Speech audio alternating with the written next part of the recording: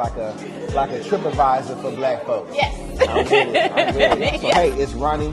I'm here with my good friend Linda. Hello, hello. Hi and from we Punta are Cana. in Punta Cana, Dominican Republic. That I we was are. in the grocery store looking lost and aimless trying to find vegetable oil, and Linda saw the confused look on our face. I did. She's been a tremendous help to helping us learn more about the area. We've only been here for about 4 days. Okay. But we definitely will be back. But tell them about you and what you do with your group. Oh, well, I was once a tourist down here in the Dominican Republic and had to find my way myself, not speaking the language, not knowing where to go, not knowing how things work.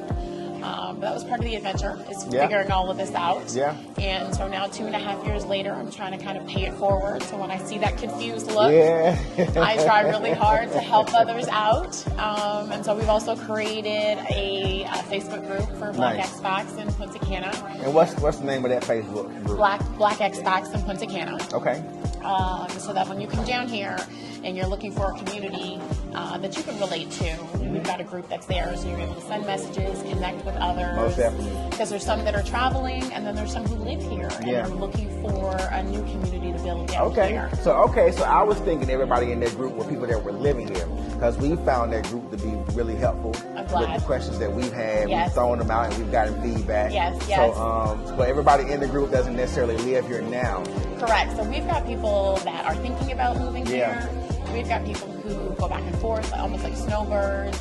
We have some that live here part-time, and we've even got somebody in the group that will come down here for 3-4 days. Their job allows them to do that, and then go home for 3-4 days. So they come back and forth. And then we have others who live here full-time. So even if you're thinking about it, this gives you kind of a taste of it, and to also network within the community that you would eventually be living in if that's what you choose. That's good stuff, man. I love it. I love it. Like a taste test, right? Yeah. With help along the way. And then it helps to minimize the error, right? It reduces you bumping your head and figuring out on your own. You can kind of, jump ahead of the curve a little bit by learning from people who've already experienced those things. Absolutely, because ideally you're down here to enjoy yourself.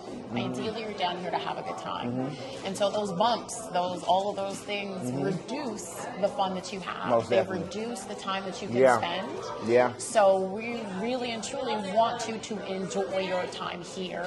A lot of us have relocated because we did. We came down here. We loved the vibe, we loved the community, and so we decided to relocate.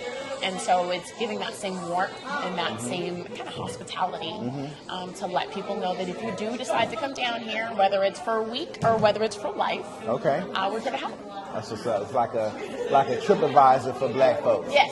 I'm with it. Yes, exactly. Well, I'm so glad that we met you. I definitely, we definitely will be back. We're from Atlanta, Georgia, a family of 5 visiting for the very first time, and I feel a lot more comfortable, like being able to be pointing in the right direction. Yes, I hear you. You know what I'm saying? So I hear you. We've been taking Uber. We've been walking around in the area that we're living in. We feel completely safe. I love that you were staying locally. I really have to call that out, because so many people will stay in a resort. They might go on an excursion and then say that they've been to the country. So I got a lot of friends like that. They love to say they went somewhere, but all they did was stay on the resort and seen and met people from Tennessee and Texas.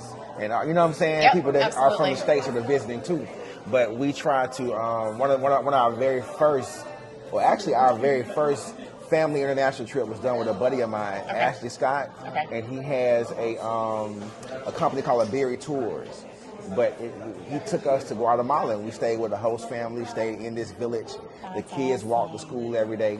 We did science and STEM engagements with the community. But we try to always travel and experience that area like the people that live there. Absolutely. So, I think that is